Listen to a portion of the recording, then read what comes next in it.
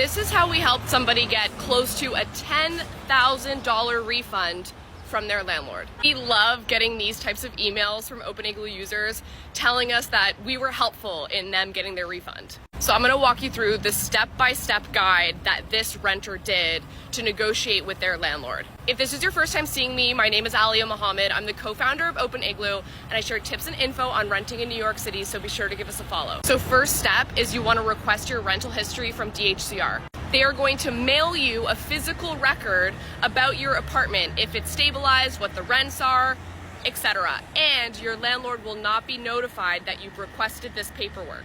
Step number 2 is actually reading the history and trying to understand if you're stabilized, what the legal rent is, if it matches what the allowable increases should be, and if it matches what you are paying. So the renter I was talking about, they did not know that they were stabilized. The landlord never told them. And then they got the history, and what do you know? They're stabilized. So step 3, what the renter did next is they sent us their rental history. They uploaded it to our rent stabilization map, and someone from our team took a look at the history and noticed the overcharge. We went back and forth with the renter saying, hey, you know, you were overcharged this amount in this year, this amount in this year.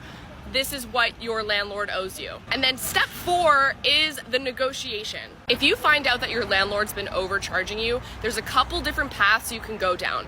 One, you could file an overcharge case with DHCR, but that could take few years to investigate and ultimately get a refund. Or you can go directly to your landlord and start negotiations. This is what we recommended in this particular case. You always want to start chatting with the landlord first before escalating the legal route. They presented the case to the landlord. They said, hey, you've been overcharging me this over this amount of years.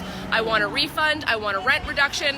Let me know what you think. Obviously, this landlord got caught. They knew they were wrong and they offered to pay up, and this renter got paid. But then what the renter did, and they shared this in their email, is that they told all of their neighbors in their building chat, and now every single person has requested their rental history and is now sending it to us. I know these types of stories and outcomes sound really rare, but there are nearly 1 million rent-stabilized apartments in New York City, so these cases do come up.